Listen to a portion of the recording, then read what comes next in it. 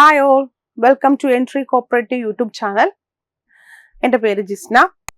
അപ്പോൾ നമ്മുടെ ഇന്നത്തെ ബാങ്കിങ്ങിന്റെ ടോപ്പിക് എന്ന് പറയുന്നത് state bank of India. Cooperative എന്ന് പറഞ്ഞപ്പോൾ കോപ്പറേറ്റ്.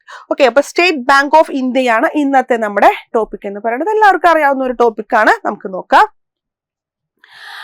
അപ്പോ സ്റ്റേറ്റ് ബാങ്ക് ഓഫ് ഇന്ത്യക്ക് മുമ്പായിട്ട് സ്റ്റേറ്റ് ബാങ്ക് ഓഫ് ഇന്ത്യ എങ്ങനെയാണ് വന്നതെന്ന് നമുക്ക് നോക്കാം. അതില് ഇമ്പീരിയൽ ബാങ്ക് ഓഫ് ഇന്ത്യ നിങ്ങൾ കേട്ടിട്ടുണ്ടാവും, വളരെയധികം കേട്ടിട്ടുണ്ടാവും അല്ലെ. Imperial bank of India. Imperial bank of India was established in 1921. 1921 നമ്മുടെ സ്റ്റേറ്റ് ബാങ്ക് ഓഫ് ഇന്ത്യയുടെ മുൻപത്തെ ഫോമിലുള്ള അല്ലെങ്കിൽ സ്റ്റേറ്റ് ബാങ്ക് ഓഫ് ഇന്ത്യ മുൻപായിരുന്ന imperial bank of India form ചെയ്തത് 1921. 1921. It was formed as a joint stock company. അതൊരു joint stock company ആയിട്ടാണ് form ചെയ്തിരുന്നത്. It was formed by the amalgamation of 3 presidency bank. 3 presidency ബാങ്കുകൾ combine ചെയ്തിട്ടാണ് നമ്മുടെ imperial bank of India വന്നത്. അത് bank of Kolkata, then bank of Mumbai, bank of Madras. Okay, അത് bank of Kolkata, ആദ്യത്തെ പേര് ബാങ്ക് ഓഫ് കൊൽക്കത്ത എന്നായിരുന്നു, പിന്നീടാണ് ബാങ്ക് ഓഫ് ബംഗാൾ ആയിട്ട് മാറിയത്. ദെൻ 2 ജൂൺ 1806 ഇത് വന്നത്. ബാങ്ക് ഓഫ് മുംബൈ വന്നത് April 15, 1840. Then bank of Madras വന്നത് 1 ജൂലൈ 1843. ഇങ്ങനെ 3 പ്രസിഡൻസി ബാങ്കുകൾ മെർജ് ചെയ്തിട്ടാണ് നമ്മളുടെ imperial bank of India 1921 form ചെയ്തത്. It was governed by Imperial Bank of India Act 1820. നമ്മുടെ ഇമ്പീരിയൽ ബാങ്ക് ഓഫ് ഇന്ത്യ നിലവിൽ വന്നത് 1921. അതിന്റെ ആക്ട് ഏതാന്ന് ചോദിച്ചു കഴിഞ്ഞാൽ imperial bank of India act 1920. Imperial bank of India established as a commercial bank. ഒരു commercial bank ആയിരുന്നു. Okay, the Bank of Madras merged into other 2 presidency bank. എന്താ പറഞ്ഞത്? ഇതെങ്ങനെയാ നമ്മൾ പറഞ്ഞു, 3 ബാങ്കുകളും കൂടെ മെർജ് ചെയ്തിട്ടായെന്ന് പറഞ്ഞിട്ടുണ്ടായിരുന്നത്. അപ്പൊ ഇത് എങ്ങനെയാ മെർജിങ് നോക്കാം. The bank of Madras merged into, bank of Madras എന്ത് ചെയ്തു?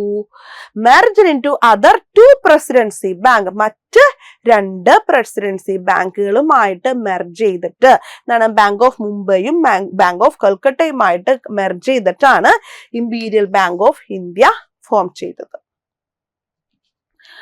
Then നമ്മുടെ state bank of India. Okay, അപ്പൊ state bank of India was formed by nationalisation of imperial bank of India. നമ്മളെ ഇമ്പീരിയൽ ബാങ്ക് ഓഫ് ഇന്ത്യയെ നാഷണലൈസ് ചെയ്തുകൊണ്ടാണ് എന്ത് നിലവിൽ വന്നത്? നമ്മുടെ സ്റ്റേറ്റ് ബാങ്ക് ഓഫ് ഇന്ത്യ നിലവിൽ വന്നത്. Reserve Bank of India was appointed All India Rural Credit Survey Committee headed by AD Gorwala in 1951. അപ്പോ ഈ ഇമ്പീരിയൽ ബാങ്ക് ഓഫ് ഇന്ത്യനെ നാഷണലൈസ് ചെയ്യാന്ന് പറഞ്ഞാൽ അറിയാലോ അല്ലെ, നമ്മുടെ മേജർ ഷെയറുകള് ഗവൺമെന്റ് ഏറ്റെടുക്കുന്നതിനെയാണ് നാഷണലൈസ് ചെയ്യാന്ന് പറയുന്നത്. അപ്പൊ ഇമ്പീരിയൽ ബാങ്ക് ഓഫ് ഇന്ത്യയെ നാഷണലൈസ് ചെയ്യുന്നതിനെ സംബന്ധിച്ച് സ്റ്റഡീസ് കണ്ടക്ട് ചെയ്യാനായിട്ട് റിസർവ് ബാങ്ക് ഓഫ് ഇന്ത്യ ഓർത്ത് വയ്ക്കാട്ട് ആരാണ് അപ്പോയിന്റ് ചെയ്തതെന്ന് ചോദിക്കും. അപ്പൊ Reserve Bank of India All India Rural Credit survey കമ്മിറ്റിയെ അപ്പോയിന്റ് ചെയ്തു. All India Rural Credit Survey committee appoint ചെയ്തു. അതിന്റെ ഹെഡ് എന്ന് പറയുന്നത് AD ഗോർവാല ആയിരുന്നു. AD ഗോർവാലനെ അപ്പോയിന്റ് ചെയ്തത് 1951 1951 എന്തിനു വേണ്ടിയിട്ട്? നമ്മുടെ ഇമ്പീരിയൽ ബാങ്ക് ഓഫ് ഇന്ത്യയെ നാഷണലൈസ് ചെയ്യാൻ വേണ്ടിയിട്ട് AD ഗോർവാലനെ അപ്പോയിന്റ് ചെയ്തു. Then in 1954 1954 committee submitted its report with the recommendation of nationalization of Imperial Bank of India. 1954 കമ്മിറ്റിനെ appoint ചെയ്തു. 1954 അദ്ദേഹം റിപ്പോർട്ട് സബ്മിറ്റ് ചെയ്തു. എന്ത് പറഞ്ഞുകൊണ്ട്? നമ്മുടെ ഇമ്പീരിയൽ ബാങ്ക് ഓഫ് ഇന്ത്യയെ നാഷണലൈസ് ചെയ്യണം എന്ന് പറഞ്ഞുകൊണ്ട് 1954 ഇദ്ദേഹം റിപ്പോർട്ട് സബ്മിറ്റ് ചെയ്തു. As per the recommendation of survey committee SBI Act was passed in 1955. Survey committee AD ഗോർവാലയുടെ നേതൃത്വത്തിലുള്ള സർവേ കമ്മിറ്റിയുടെ റെക്കമെൻഡേഷൻ പ്രകാരം SBI ആക്ട് പാസാക്കി 1955. In July 1st 1955 state bank of India was established. എന്നാണ് ജൂലൈ 1-ാം തീയതി 1955 state bank of India form ചെയ്തു by nationalising imperial bank of India. Imperial bank of ഇന്ത്യയെ nationalise ചെയ്തുകൊണ്ട് July 1, 1955 state bank of India form ചെയ്തു. Okay, SBI act was came into existence in May 8. എന്നാണ് act നിലവിൽ വന്നതെന്ന് വെച്ച് കഴിഞ്ഞാൽ May 8, 1955 headquarters of SBI മുംബൈയിലാണ്. SBIയുടെ ഹെഡ് ക്വാർട്ടേഴ്സ് മുംബൈയിലാണ്. ഓക്കെ, ദെൻ നമ്മുടെ SBIയുടെ ലോഗോ എല്ലാവരും നിങ്ങൾ കണ്ടിട്ടുണ്ടാവും അല്ലെ. SBIയുടെ ലോഗോ ഇങ്ങനെ റൗണ്ട് ആയിട്ട് നടുക്കൊരു സംഭവം അല്ലെ, ഇതാണ് SBIയുടെ ലോഗോ. അപ്പോ അതിനെ നമ്മൾ ബ്ലൂ കീ ഹോൾ എന്നാണ് പറയുമ്പോൾ.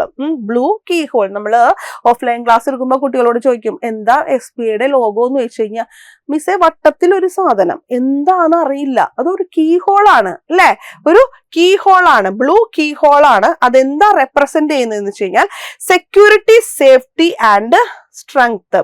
Represents security, safety and strength ആണ്. ഇതൊരു കീ ഹോൾ ആണ്. നിങ്ങളുടെ പണം നമ്മുടെ ഇവിടെ സുരക്ഷിതമായിരിക്കും, ഞങ്ങൾ ചാവിയിട്ട് പൂട്ടിയിട്ടുണ്ട് എന്നുള്ള അർത്ഥത്തിലാണ് അത് റെപ്രസെന്റ് ചെയ്യുന്നത്. Security, safety and strength. അപ്പോ ഇത് ഡിസൈൻ ചെയ്തിട്ടുള്ളത് national institute of design Ahmedabad. National institute of design Ahmedabad ആണ് ഈ ബ്ലൂ കീ ഹോള് ഡിസൈൻ ചെയ്തിട്ടുള്ളത്. സ്റ്റേറ്റ് ബാങ്ക് ഓഫ് ഇന്ത്യയുടെ അസോസിയേറ്റ്സ് എന്നറിയപ്പെടുന്നത് 8 അസോസിയേറ്റ്സ് ആണ് ഉണ്ടായിരുന്നത്. ഈ അസോസിയേറ്റ്സ് എന്ന് പറയുമ്പോഴേ സ്റ്റേറ്റ് ബാങ്ക് ഓഫ് ഇന്ത്യ എന്ത് ചെയ്തു, നമ്മുടെ ഇന്ത്യയിലുള്ള കുറച്ച് പ്രസിഡൻസി ബാങ്കുകളുടെ അസറ്റ് ടേക്ക് ഓവർ ചെയ്തിട്ട് സ്റ്റേറ്റ് ബാങ്ക് ഓഫ് ഇന്ത്യയുടെ അസോസിയേറ്റ്സ് ആക്കി മാറ്റി.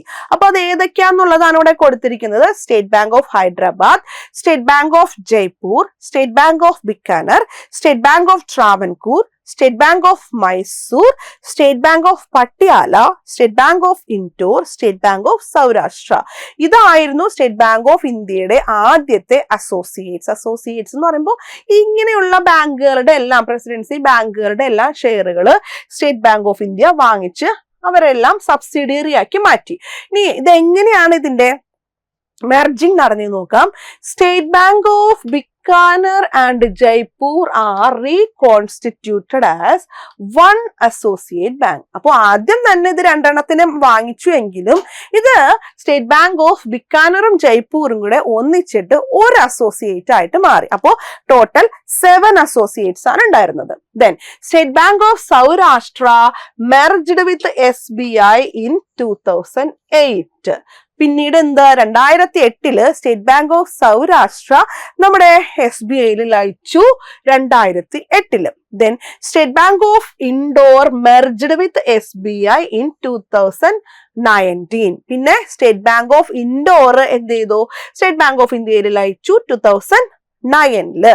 Then ബാക്കിയുള്ള ആൻഡ് ദ ബാലൻസ് 5 ബാങ്ക്സ്, ബാക്കിയുള്ള 5 ബാങ്കുകൾ സ്റ്റേറ്റ് ബാങ്ക് ഓഫ് ഇന്ത്യയിൽ ലയിച്ചത് April 1, 2017. Hence, there are no associate bank for State Bank of India. അപ്പൊ ചുരുക്കി പറഞ്ഞു കഴിഞ്ഞാൽ നമുക്കറിയാം സ്റ്റേറ്റ് ബാങ്ക് ഓഫ് ഇന്ത്യക്ക് ഇപ്പോ അസോസിയേറ്റുകൾ ഒന്നുമില്ല. Okay. On 15th February 2017, the Union Cabinet approved the merger of 5 associate bank with State Bank of India. February 15, 2017 നമ്മുടെ union cabinet approve ചെയ്തു ബാക്കിയുള്ള 5 ബാങ്കുകളും കൂടെ സ്റ്റേറ്റ് ബാങ്ക് ഓഫ് ഇന്ത്യയിൽ ലയിക്കുന്നതിന്റെ അപ്രൂവല് കിട്ടിയത് February 15, 2017. Then the merger went into effect from April 1st, 2007. അത് effect നിലവിൽ വന്നത് April 1, 2017. അപ്പൊ ചുരുക്കി പറഞ്ഞു കഴിഞ്ഞാൽ ഇപ്പൊ എത്ര അസോസിയേറ്റ്സ് ഉണ്ട് സ്റ്റേറ്റ് ബാങ്ക് ഓഫ് ഇന്ത്യക്ക് എന്ന് ചോദിച്ചു കഴിഞ്ഞാൽ there are no associate for State Bank of India. ഇതോടൊപ്പം തന്നെ നമ്മുടെ ഭാരതീയ മഹിളാ ബാങ്ക് എല്ലാം ഇവിടെ ലയിച്ചു കേട്ടോ. Then John Mathai was the first chairman of State Bank of India. State Bank of India'യുടെ ആദ്യത്തെ ചെയർമാൻ ആരായിരുന്നു? ജോൺ മത്തായി ആയിരുന്നു. Then first chairperson ആരാന്ന് ചോദിച്ചു കഴിഞ്ഞാൽ അരുന്ധതി ഭട്ടാചാര്യയാണ് സ്റ്റേറ്റ് ബാങ്ക് ഓഫ് ഇന്ത്യയുടെ ആദ്യത്തെ ചെയർപേഴ്സൺ. ഇനി നമ്മുടെ സ്റ്റേറ്റ് ബാങ്ക് ഓഫ് ഇന്ത്യയുടെ സ്ലോഗൻസ് ചോദിക്കാനായിട്ട് കാരണം ഇവിടെ ചോദിക്കാം എന്ന് വെച്ച് കഴിഞ്ഞാൽ CSEBക്കൊക്കെ 1-2 തവണ ചോദിച്ചിട്ടുണ്ട്. അപ്പോൾ സ്ലോഗൻസ് മാക്സിമം കിട്ടാവുന്ന ബാങ്കുകളുടെ ഒക്കെ നിങ്ങൾ പഠിച്ചു വെക്കാം. Pure banking, nothing else, national bank owners, banker to every Indian, the bank of common man. ഇതെല്ലാം നമ്മുടെ സ്റ്റേറ്റ് ബാങ്ക് ഓഫ് ഇന്ത്യയുടെ സ്ലോഗൻസ് ആണ് കേട്ടോ. Then സ്റ്റേറ്റ് ബാങ്ക് ഓഫ് ഇന്ത്യയുടെ പല സ്കീമുകളാണ് നമുക്കിനി നോക്കാനുള്ളത്. First one farm graduate scheme. Farm graduate scheme എന്ന് പറയുമ്പോൾ ചിലത് നമുക്ക് ആ വാക്കിൽ നിന്ന് തന്നെ മനസ്സിലാക്കാൻ പറ്റും. ഫാം ഗ്രാജുവേറ്റ് സ്കീം എന്ന് പറയുമ്പോൾ ഫാർമേഴ്സിന്റെ ഡെവലപ്മെന്റിന് വേണ്ടിയിട്ട്, ഇന്ത്യയിലുള്ള ഫാർമേഴ്സിന്റെ, അഗ്രികൾച്ചറിന്റെയും ഫാർമേഴ്സിന്റെയും ഡെവലപ്മെന്റിന് വേണ്ടിയിട്ട് അവർക്ക് ഫിനാൻഷ്യൽ അസിസ്റ്റൻസ് പ്രൊവൈഡ് ചെയ്യുക എന്നുള്ള ഉദ്ദേശത്തോടു കൂടി നമ്മുടെ സ്റ്റേറ്റ് ബാങ്ക് ഓഫ് ഇന്ത്യ തുടങ്ങിയ പ്രോഗ്രാമാണ് ഫാം ഗ്രാജുവേറ്റ് സ്കീം. ദെൻ രണ്ടാമത്തെയാണ് ഇക്വിറ്റി ഫണ്ട് സ്കീം എന്ന് പറയുന്നത്. അപ്പൊ ഇക്വിറ്റി ഫണ്ട് സ്കീം എന്തായിരിക്കും? നമ്മള് ചെറിയ ബിസിനസ്സുകൾ തുടങ്ങാൻ വേണ്ടിയിട്ട് സ്മോൾ എന്റർപ്രണേഴ്സിന് ഫിനാൻഷ്യൽ അസിസ്റ്റൻസ്, നമ്മുടെ ഇനീഷ്യൽ ക്യാപിറ്റൽ, അതാണ് ഉദ്ദേശിച്ചത് കേട്ടോ. ഇനീഷ്യൽ ക്യാപിറ്റൽ കോൺട്രിബ്യൂട്ട് ചെയ്യുക എന്നുള്ള ഉദ്ദേശത്തോടു കൂടി സ്റ്റേറ്റ് ബാങ്ക് ഓഫ് ഇന്ത്യ തുടങ്ങിയതാണ് equity fund scheme. Then resurgent India bond എന്ന് പറയുമ്പോൾ നമ്മൾ FD ഇടുമ്പോൾ സാധാരണ നമ്മൾ ഇന്ത്യയിൽ ഡെപ്പോസിറ്റ് ചെയ്യുമ്പോൾ FD ഇടുമ്പോൾ നമ്മുടെ ഇന്ത്യൻ കറൻസിയിലായിരിക്കും. സപ്പോസ് ഏതെങ്കിലും ഇന്ത്യക്കാരന് ഫോറിൻ കറൻസിയിൽ FD ചെയ്യണമെന്നുണ്ടെങ്കിൽ അവർക്ക് വേണ്ടിയിട്ട് സ്റ്റേറ്റ് ബാങ്ക് ഓഫ് ഇന്ത്യ തുടങ്ങിയ ഒരു സ്കീമാണ് റീസർജന്റ് ഇന്ത്യ ബോണ്ട്. ഇത് ഫോറിൻ കറൻസി ഡിനോമിനേറ്റഡ് ഡെപ്പോസിറ്റ് ആണ്. അപ്പൊ നമുക്ക് ഇന്ത്യൻ റുപ്പീസിലായിരിക്കില്ല ഡെപ്പോസിറ്റ് ഉണ്ടാവുക, ഫോറിൻ കറൻസിയിലായിരിക്കും. അപ്പൊ ഫോറിൻ കറൻസിയുടെ മൂല്യം കൂടുന്നതിനും കുറയുന്നതിനും അനുസരിച്ചിട്ട് ഇതിൽ വേരിയേഷൻസ് ഉണ്ടായിരിക്കും. ഇൻട്രസ്റ്റ് റേറ്റ് എല്ലാം നല്ല ഇൻട്രസ്റ്റ് റേറ്റ് ആണ് ഫിക്സ് ചെയ്തിരിക്കുന്നത്. അപ്പോൾ അതാണ് റീസർജന്റ് ഇന്ത്യ ബോണ്ട്. ദെൻ SBIയുടെ ഒരു മൊബൈൽ ബാങ്കിങ് ആപ്പാണ് YONO. November 2017 state bank of India develop ചെയ്തതാണ് യോനോ എന്ന് പറയുന്നത്. യോനോ അറിയാലോ, യു ഓൺലി നീഡ് വൺ ആണ് യോനോ എന്ന് പറയുന്നത്. ദെൻ ഇന്ത്യയിൽ ആദ്യമായിട്ട് ഫസ്റ്റ് ഫ്ലോട്ടിംഗ് ATM ഇൻട്രൊഡ്യൂസ് ചെയ്തത് സ്റ്റേറ്റ് ബാങ്ക് ഓഫ് ഇന്ത്യ ആണ്. എവിടെയാണെന്ന് അറിയാലോ, എറണാകുളം ജില്ലയിലെ വൈപ്പിനിലാണ്. Then village adoption scheme. Village adoption, adopt ചെയ്യാന്ന് പറഞ്ഞാൽ അറിയാലോ, ദത്തെടുക്കുക അല്ലെ. അപ്പൊ village adoption scheme state bank of ഇന്ത്യയുടെ ഒരു സ്കീമാണ്. ഇത് പ്രകാരം കുറച്ച് വില്ലേജുകളെ state bank of India adopt ചെയ്യും. എന്നിട്ട് ആ വില്ലേജില് വേണ്ട, ആ വില്ലേജിന്റെ ഡെവലപ്മെന്റിന് വേണ്ടിയിട്ടുള്ള എല്ലാ കാര്യങ്ങളും ചെയ്യുക എന്നുള്ളതാണ് വില്ലേജ് അഡോപ്ഷൻ സ്കീം എന്ന് പറയുന്നത്. വില്ലേജ് അഡോപ്ഷൻ സ്കീം പ്രകാരം ഇപ്പോ സ്റ്റേറ്റ് ബാങ്ക് ഓഫ് ഇന്ത്യ 150ഓളം 150 വില്ലേജസോളം state bank of India adopt ചെയ്തിട്ടുണ്ട്. എന്നിട്ട് അവിടെ ക്രെഡിറ്റ് ഫെസിലിറ്റീസ് മാത്രമല്ല, മൊത്തത്തിൽ ആ വില്ലേജിന്റെ ഡെവലപ്മെന്റിന് വേണ്ടിയിട്ട് എഡ്യൂക്കേഷൻ പ്രൊവൈഡ് ചെയ്യുന്നുണ്ട്, സോഷ്യൽ ഇൻഫ്രാസ്ട്രക്ചർ പ്രൊവൈഡ് ചെയ്യുക, അങ്ങനെയുള്ള ചുരുക്കത്തിൽ ആ വില്ലേജിന്റെ ഡെവലപ്മെന്റിന് വേണ്ടിയിട്ടുള്ള എല്ലാ കാര്യവും പ്രൊവൈഡ് ചെയ്യുക എന്നുള്ളതാണ് ഇതിന്റെ ലക്ഷ്യം. ഈ വില്ലേജ് അഡോപ്ഷൻ സ്കീമിന്റെ പേര് ഗ്രാമസേവ പ്രോഗ്രാം എന്നാണ്. സ്റ്റേറ്റ് ബാങ്ക് ഓഫ് ഇന്ത്യയുടെ വില്ലേജ് അഡോപ്ഷന്റെ സ്കീമിന്റെ പേര് ഗ്രാമസേവ പ്രോഗ്രാം എന്നാണ് കേട്ടോ. Gram Seva programme. Then Kisan Seva programme എന്ന് പറയുമ്പോൾ കർഷകർക്ക് ഇന്ത്യൻ ഓയിൽ കോർപ്പറേഷനുമായിട്ട് റിലേറ്റ് ചെയ്തിട്ട് state bank of India introduce ചെയ്തിട്ടുള്ള ഒരു പ്രോഗ്രാമാണ് Kisan Seva programme. Then project Tatkal. Project Tatkal എന്ന് പറയുമ്പോൾ ഹൗസിംഗ് ലോണുമായിട്ട് ബന്ധപ്പെട്ടിട്ട്, അതായത് ഹൗസിംഗ് ലോൺ നമുക്ക് സാധാരണ അറിയാം, ലോണുകൾക്ക് അപ്ലൈ ചെയ്ത് കഴിഞ്ഞാൽ നമുക്ക് ടൈം എടുക്കും, കുറെ സമയം എടുക്കും നമ്മൾ സാധാരണ ലോണുകൾക്ക് അപ്ലൈ ചെയ്ത് കഴിഞ്ഞാൽ. ഈ ഒരു പ്രൊജക്ട് തൽക്കാലിന്റെ പ്രത്യേകത എന്ന് വെച്ച് കഴിഞ്ഞാൽ ഹൗസിംഗ് ലോണുകളാണ്. ഈ ലോണിന് അപ്ലൈ ചെയ്ത് കഴിഞ്ഞാൽ പ്രൊജക്ട് തൽക്കാൽ പ്രകാരം 10 ദിവസത്തിനുള്ളിൽ ലോൺ പ്രൊവൈഡ് ചെയ്തിരിക്കണം എന്നുള്ളതാണ് പ്രോജക്ട് തൽക്കാലിന്റെ പ്രത്യേകത. അപ്പൊ ഇത്രയാണ് നമുക്ക് സ്റ്റേറ്റ് ബാങ്ക് ഓഫ് ഇന്ത്യയിൽ പഠിക്കാനുള്ളത്. ഇമ്പോർട്ടന്റ് ആണ്, നമുക്ക് ഒന്നും കൂടെ ഒന്ന് നോക്കാം ജസ്റ്റ് എന്താണ്. അപ്പൊ ആദ്യം നമ്മൾ പറഞ്ഞത് ഇമ്പീരിയൽ ബാങ്ക് ഓഫ് ഇന്ത്യ ആണ് നമുക്ക് സ്റ്റേറ്റ് ബാങ്ക് ഓഫ് ഇന്ത്യക്ക് മുമ്പ് ഉണ്ടായിരുന്നത്. അപ്പൊ ഇമ്പീരിയൽ ബാങ്ക് ഓഫ് ഇന്ത്യ എങ്ങനെയാ വന്നത്? 3 പ്രസിഡൻസി ബാങ്കുകളെ കമ്പൈൻ ചെയ്തിട്ടാണ് ഇമ്പീരിയൽ ബാങ്ക് ഓഫ് ഇന്ത്യ വന്നത് 1921. ദെൻ പിന്നീട് imperial bank of India form ചെയ്തത് imperial bank of India act പ്രകാരമാണ്. ദെൻ ഇത് 3 കൂടെ കമ്പൈൻ ചെയ്തിട്ടാണ് state bank of imperial bank of India വന്നത്. പിന്നീട് എന്ത് ചെയ്തു? ഇമ്പീരിയൽ ബാങ്ക് ഓഫ് ഇന്ത്യയെ നാഷണലൈസ് ചെയ്തു. ആരുടെ റെക്കമെൻഡേഷൻ പ്രകാരം? ഓർത്തു വെക്കണം, ഗോർവാല കമ്മിറ്റിയുടെ റെക്കമെൻഡേഷൻ പ്രകാരം. ഗോർവാല കമ്മിറ്റിയെ പറയുന്ന മറ്റൊരു പേരാണ് all India Rural Credit Survey committee എന്നാണ് ഗോർവാല കമ്മിറ്റി അറിയപ്പെട്ടിരുന്നത്. ഓക്കെ, പിന്നീട് എന്താണ്? 1955 ആക്ട് നിലവിൽ വന്നു. പിന്നെ എന്താ നമ്മൾ പറഞ്ഞത്? ഹെഡ് ക്വാർട്ടേഴ്സ് മുംബൈയിലാണ്, ബ്ലൂ കീ ഹോൾ ആണ്. ഇത് റെപ്രസെന്റ് ചെയ്യുന്നത് സേഫ്റ്റി, സെക്യൂരിറ്റി, സ്ട്രെങ്ത് ആണ്. ഇത്രയൊക്കെയാണ് നമുക്ക് ഇമ്പോർട്ടന്റ് ആയിട്ട് നോക്കാനുള്ളത്. പിന്നെ ഈ മെർജേഴ്സ് ഒക്കെ ഒന്ന് ഓർത്ത് വെക്കുക. JCIയുടെയും കേരള ബാങ്കിന്റെയും എക്സാമിന് ഇതെല്ലാം ചോദിക്കാറുള്ളതാണ്. പിന്നെ ആ സ്കീമുകള് മാറിപ്പോവരുത്. സ്കീമുകൾ നിങ്ങൾക്ക് ഓക്കെ ആണ്, പക്ഷെ ഓരോന്ന് കേൾക്കുമ്പോൾ അങ്ങോട്ടും ഇങ്ങോട്ടും മാറിപ്പോവരുത്. For example farm graduate scheme, Kisan Seva programme, ഇത് അങ്ങോട്ടും ഇങ്ങോട്ടും മാറിപ്പോവും. അത് മാറിപ്പോവാതെ പഠിക്കുക. ഓക്കെ,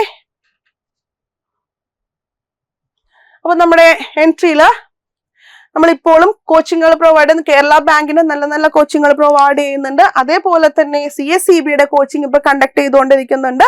അപ്പോൾ ആർക്കെങ്കിലും നമ്മുടെ എൻട്രിയിൽ കോച്ചിങ്ങിന് ചേരാൻ താല്പര്യമുള്ളവരുണ്ടെന്നുണ്ടെങ്കിൽ താഴെ കാണുന്ന ഫോൺ നമ്പറിൽ കോൺടാക്ട് ചെയ്യുക. നിങ്ങൾക്ക് എന്ത് ഡൗട്ട് ഉണ്ടെന്നുണ്ടെങ്കിലും ക്ലിയർ ചെയ്യാം. Okay, thank you.